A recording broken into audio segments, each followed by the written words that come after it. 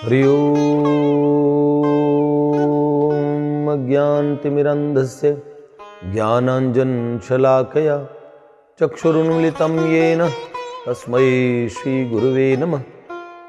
जय जय श्री राधारमण जय जय नवल किशोर जय गोपी चित्तचोर प्रभु जय श्री माखन चोर भक्त भक्ति भगवंत गुरु चतुर्नाम वपु एक। इनके पदवंदन किए नाशै विघ्न अनेक। नारायणं नमस्कृत्यं नरं चैव नरोत्तमं देवीं सरस्वतीं व्यासं ततो जय मुदीरयेत्। श्री लाडली लाल की जय, परम पूज्य बाबूजी बाबा की जय, देवर्षि नारद जी महाराज की जय, श्रीमन्नारदीय निकुंज की जय, कुंज बिहारी विहरणी जू की जय। जय जय श्री राधे श्री प्राची बिहारी लाल की जय, माधव प्यारे की जय। देखिए, बड़े सौभाग्य का विषय है। शायद हम प्राची जी का प्रथम जन्म दिवस नारदीय निकुंज में मना रहे हैं। पिछले वर्ष इस समय वो जीवित थे और ये अंग्रेजी तिथि के अनुसार उनका जन्म दिवस है। वास्तविक तिथि तो इस आगामी अष्टमी तिथि को उनका जन्म था। तो हम अष्टमी तिथि तक, आज संकष्टी चतुर्थी है और तब से लेकर अष्टमी तिथि तक तो जन्म दिवस है ही। उससे 25 तारीख को है वास्तविक जन्मदिन, जो उनके तिथि के अनुसार पड़ेगा वो 25 को होगा। लेकिन आज अंग्रेजी तिथि के हिसाब से आज की तारीख ही थी 22 जनवरी 1987। और कौन? नयेक ब्रज गोपिकाए कहानी उसकी सुनो है, कहानी उसकी सुनो। उसके प्यार में आए खिंच कन्हाए, उसके प्यार में आए खिंच कन्हाए, कहानी उसकी सुनो है, कहानी उसकी सुनो। एक नई ब्रज गोपिका, एक अद्भुत नाम है प्राची। हम लोगों के जीवन में नारदीय निकुंज में तो हम सब लोगों के लिए एक महा उत्सव है। और प्राची ने जीवन को नित्योत्सव में परिणत किया। जब से प्राची आई है तब से नित्य हमारे हृदय में, हमारे घर में, हमारे नारदीय निकुंज में, हमारे कुंज में नित्य अब हमारा जीवन वास्तव में ठाकुर सापेक्ष जीवन हुआ। ये सब प्राची जी का प्रभाव है, जो हम नित्य ही ठाकुर जी को पाना ये सोचते हैं। पहले तो हम कभी कभार सोचा करते थे, लेकिन अब हम सोचते हैं कि हाँ, भगवान की प्राप्ति करनी है। ये हमारे सब साधकों का अनुभव है। इतने और साधकों के हृदय के अनुभव को, और वास्तव में हम चाहते हैं कि इस समय वो इतने उत्साहित है कि ये प्रथम जन्म दिवस प्राची बहन का बहुत अच्छे से मने। इसी बीच में हमें साथ में हमारे पूज्यपाद प्रातः स्मरणीय, हमारे जीवन सर्वस्व पूज्यपाद बाबा का प्रागट्य दिवस था, तो वो उत्सव भी हमें मनाना है साथ में। तो प्राची जी और बाबा का उत्सव साथ साथ में ही लगभग हो गया। तो साथ साथ में ये उत्सव हम और इसको, तो इसमें बाबा और प्राची जी, तो बाबा बाबू जी की एक बालिका, एक बच्ची वो भी थी। इसलिए बाबा बाबू जी ने जो एक अनमोल रत्न दिया, उनके बालक कैसे होने चाहिए वो प्राची ने बताया। वास्तव में महापुरुषों का अपना निज जन कहलाने के लिए वो चीज़ होनी चाहिए। और प्राची से हमारा अतिशय स्नेह था, तो हम तो इतने उत्साहित हैं। नारदीय निकुंज का हर बालक, तो ये उत्सव हम मनाएंगे। तो रोज एक दिन तो फिर हम यहाँ पे हमारे ये जो मंदिर का जो स्थान है, जो हमारा नया स्थान हम लोगों ने लिया है, उस स्थान पे हम जन्म दिवस का कार्यक्रम, उत्सव जो होगा तदनुरूप उसकी सूचना वो पहले दिन प्राप्त हो जाएगी। और कई दिन से टलते टलते फिर हम लोग, अब इसकी रूपरेखा लिखी जा रही है। हम आज से हमने प्राची जी की वार्ता शुरू की। 6-7 दिवसीय हम वहीं पे मंदिर में वो सब चर्चाएं करेंगे। बड़ी सुंदर बात। लेकिन हम आपको सबको बधाई देते हैं, बधाई माँ ये आज बधाई माँ, बधाई माँ ये आज बधाई माँ, आज बधाई सब ब्रज छाई, आज बधाई सब ब्रज छाई, ब्रज की नारी सबे जुड़ी आई माई, आज बधाई माँ, बधाई माई आज बधाई माँ, माधव को बधाई प्राची आई, माधव को बधाई प्राची आई, नारद कुंज में प्रेम वारी आई माए, आज बधाई माँ, बधाई माए आज बधाई माँ, बधाई माए आज बधाई माँ, बधाई माए आज बधाई। तो भैया बधाई है, बधाई है, बधाई हो बधाई है, बधाई है, बधाई है, बधाई माए आज बधाई माँ, बधाई माए आज बधाई। जय जय श्री राधे। यहाँ बधाई की हमने शुरुआत, आपको सबको बहुत बहुत बधाई हो। और वास्तव में एक ऐसी महापुरुष हैं जिनका, देखो महापुरुष ही महास्त्री नहीं कहा जाता, महापुरुषों को महापुरुष ही कहा जाता है। तो वहाँ इस पुरुष स्त्री सूचक ऐसी संज्ञा नहीं होती। आत्मा को जैसे कहते हैं प्रकृति और पुरुष कहते हैं, तो ऐसे पुरुष सूचक संज्ञा परमात्मा प्रभु को दी जाती है। तो महापुरुष उसी और परम पुरुष तत्व में स्थित रहते हैं, इसलिए उन्हें क्या कहते हैं, महापुरुष कहते हैं। तो इसीलिए महापुरुषों के और जीवन उत्सव को मनाना, उनके जन्म के और जन्मोत्सव को मनाना, उनके तिरुभाव उत्सव को मनाना, हर प्रकार से ये क्या करता है, हमें भगवान की प्रियता को दिलाने वाला होता है। भगवान बड़े, जब हम प्राची का स्मरण ठाकुर जी को कराएंगे, माधव आज उत्सव मना रहे होंगे, वास्तव में कुंज में उत्सव हो रहा होगा। वास्तव में संतों का तिरुभाव भी तिरुभाव नहीं होता, उसको निकुंजोत्सव कहते हैं। प्राची का निकुंज वास्तव उनके जीवित रहते ही हो गया था। अच्छा, हमने बड़े निकट से और उनको अनुभूत किया है, और उनके सामीप्य को, उनके विषय में कोई शब्द बनते नहीं है कहने, लेकिन मैं छोटी सी बात एक उनकी सुना देता हूँ। एक तरफा प्रेम में पड़ के अब भी आ जाते हो तुम, दुनिया में सबसे बढ़ के प्यार निभाते हो तुम, दुनिया में सबसे बढ़ के प्यार निभाते हो तुम प्यारे। मिलने आना, हमसे भी मिलने आना, अजी हाँ मिलने आना, हमसे कभी मिलने आना माधव तुम।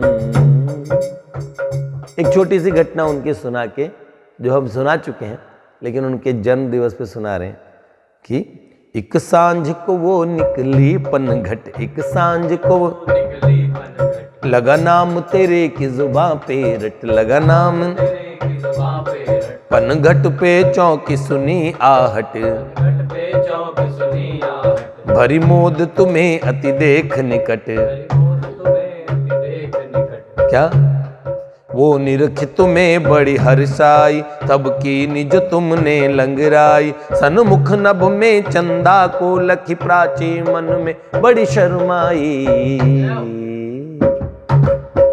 डारी। अब देखो सुनो क्या बात है। एक सांझ को वो निकली पनघट, एक सांझ थी ब्रज में जो पनघट पे निकली।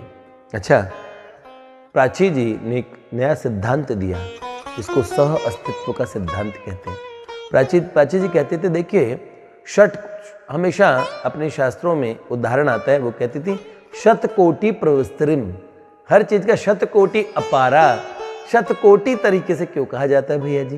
वो कहती थी कम से कम शतकोटि सृष्टियों में अभी द्वापर चल रहा है, शतकोटि सृष्टियों में कलयुग चल रहा है, 100 करोड़ शतकोटि मतलब। तो कहती शतकोटि का पैमाना है तो अनंतानंत सृष्टियां, तब भी वो कहती थी शतकोटि सृष्टियों में सतयुग चल रहा है। तो हर जगह कहीं भगवान नृसिंह के प्रागट्य की लीला, कहीं द्वापर की लीला। द्वापर में कौन कौन सी लीला? तो कोई साधक बड़भागी किसी भी लीला में, वर्तमान में भी किसी न किसी सृष्टि में द्वापर चल रहा है 100 करोड़ सृष्टियों में, तो जिस भाव का जो उपासक है वो उस लीला में अद्यावधि जा सकता है। वो कहती थी डायमेंशन ट्रेवलिंग कैसे होती है, वो ये कहा करती थी भैया फूल फेंकेंगे तो आगे या पीछे जाएगा। आप 3D लाइफ में जीते हो, 3 डायमेंशनल लाइफ में, तो कहते हैं आगे पीछे दाएं बाएं या ऊपर नीचे, इस तरह उस पुष्प को फेंका जा सकता है। पर क्या आप पुष्प फेंके तो क्या वो बीते हुए 7 दिन पहले गिर सकता है या आने वाले 5 दिन बाद में गिर सकता है? क्या वो 5000 साल पहले पुष्प गिर सकता है कि तुमने यहाँ पुष्प फेंका और श्री कृष्ण के चरणारविंद में 5130 वर्ष पहले जाके गिर जाए? क्या हो सकता है क्या? उन्होंने बोला नहीं, पर अस्तित्व ये यात्रा करता है। उन्होंने बोला अस्तित्व में निसर्ग जो मूल अस्तित्व है, जहाँ आत्मा है, वहाँ पे काल नहीं है। तो वो क्या है, वहाँ पे पास्ट प्रेजेंट फ्यूचर नहीं होता, वहाँ सर्वथा प्रेजेंट होता है। और भगवान की नित्य लीला को नित्य लीला, एक तो वो सब जगह चलती है इसलिए नित्य लीला, एक दूसरी बात उसे नित्य इसलिए कहते हैं काल वहाँ केवल उस लीला में सहयोगी बनता है। वहाँ भी आजकल परसों की जो लीला होती है अद्यावधि वहाँ सर्वथा वर्तमान ही रहता है। तो उन्होंने एक बात कही कि जिस लीला में उनका प्रवेश है, उन्होंने बोले महापुरुष जिस काल की भावधारा होती है उस काल की, सबकी कृष्ण देखिए पुष्टि मार्गियों में महाराज कहाँ सारस्वत कल्प की ठाकुर जी की और उनके यहाँ मूल और भावधारा है। जब वो कहते हैं चंद्र सरोवर पे महारास हुआ सबका, और अपने गौड़ीय वैष्णव का महारास अलग जगह, अलग अलग कल्प में ठाकुर जी के अलग अलग चरित्र, तो कहीं ना कहीं और ये लीलाएं चल रही है हमारे। तो इस सृष्टि जिसको हम बोलते हैं, ये हमारे भगवान ब्रह्मा जी, चतुर्मुख भगवान ब्रह्मा जी की ये जो ब्रह्मांड है, और इसमें भी श्वेत वाराह कल्प चल रहा है। तो प्राची जी कहती थी ये भी संभव है पूर्व काल की लीला में जाना भी, ये भी संभव है अद्यावधि कहीं अभी कहीं लीला चल रही है उसमें भी हम और सम्मिलित हो सकते हैं।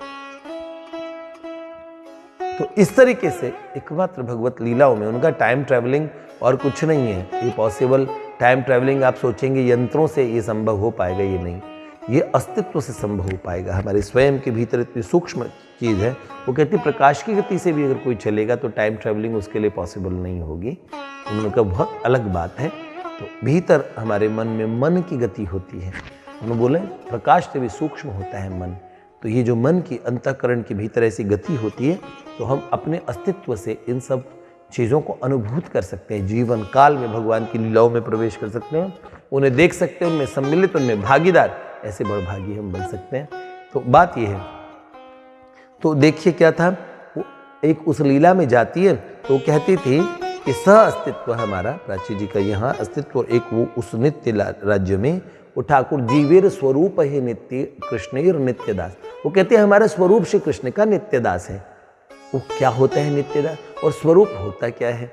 स्वरूप का मतलब लोग उन्होंने कहा कि आप एक निर्विकार निर्गुण, एक भगवान की सत्ता से जुड़ा हुआ, एक जिसको अंतःकरण विशिष्ट विच्छन और चैतन्य आपने कहा, तो वो उसे आपने आत्मा कह दिया, जीव कह दिया, जबकि मूल स्वरूप आत्मा तो वो तो सदघन चिदघन आनंद घन प्रभु का ही स्वरूप है। अंश भी बोला जाता है केवल क्योंकि उसमें अंतःकरण हो गया, इसलिए अंश कहा जाता है।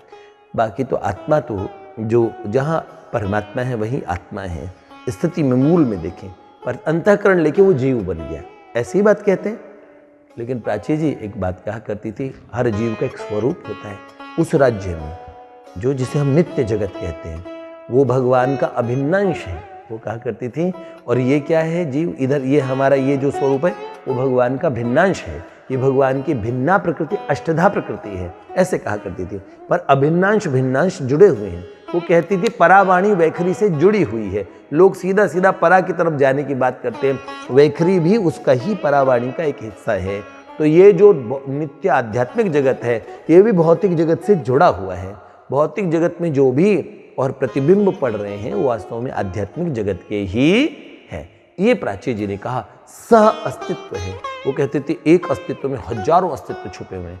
वो बताते थे डेजा vu क्यों लगता है, हमें कभी कभार ऐसा लगता है ये चीज़ मैंने कहीं देखी है। तो प्राची जी कहते थे इसी समय आप, क्योंकि कम से कम 100 कोटि सृष्टियों में अगर कलयुग चल रहा है तो आपके भी कई अस्तित्व अलग अलग सृष्टियों में हैं। वर्तमान में अगर आपका नाम रमेश है तो कई रमेश हैं, अगर आपका नाम अंगद है तो कई अंगद है, और आपकी थाउजेंड्स ऑफ रियलिटीज।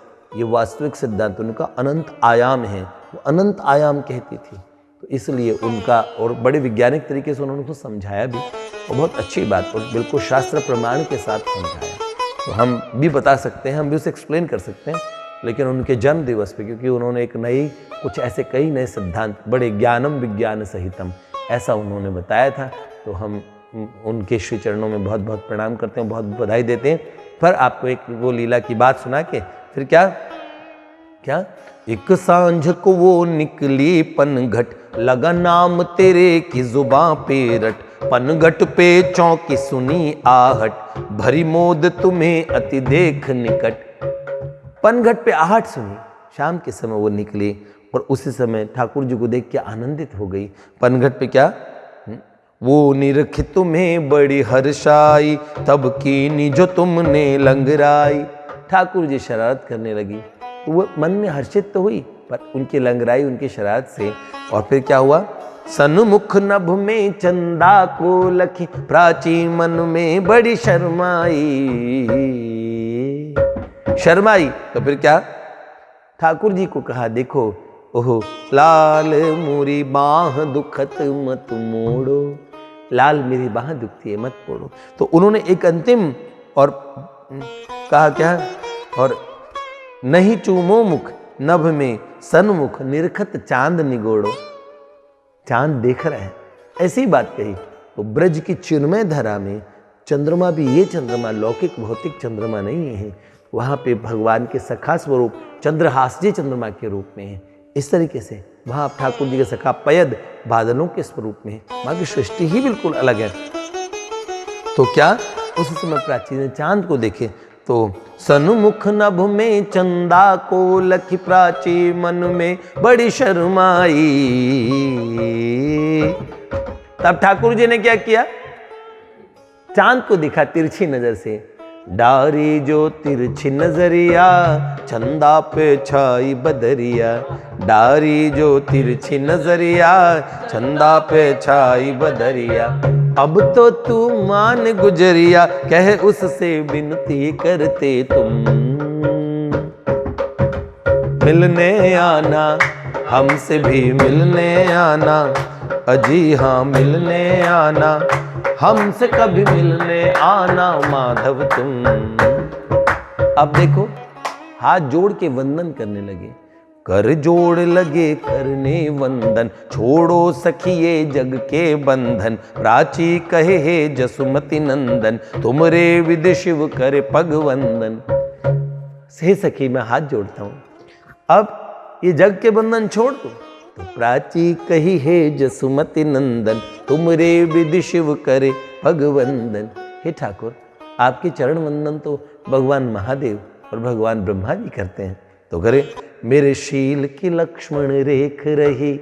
मैं क्या बताऊं, मेरा शील मुझे, प्राची बहुत संकोची थी, तो करे मेरे शील की लक्ष्मण रेख ले, मेरे शील की लक्ष्मण रेख रही, पुण्य लता पताई पेख रही। ये वृंदावन की लता पताई सब मुझे देख रही हैं, देखो रात हो गई है। तो कह रही मेरे शील की लक्ष्मण रेख रही, पुण्य लता पताई पेख रही। ये विपिन राजकारे बादर, मेरी सौतन जमुना देख रही। ये विपिन राज वृंदावन मुझे देख रहा है, और ये काले बादल मुझे देख रहे हैं, और साथ में सौतन, मेरी सौतन जमुना भी मुझे देख रही है। तो तभी क्या हुआ, आवाज हुई। देखो चिन्मय ब्रज की कितने सुंदर अनुभव प्राची जी ने सुनाए। अचानक जमुना जी से जब अमृत वर्षणी वाणी गूंजी, कह रहे आपने, जैसे प्राची जी ने कहा ये देखो चांद देख रहे, तो कहा लो, ठाकुर जी ने तिरछी नजरिया डाली तो बादल छा गए।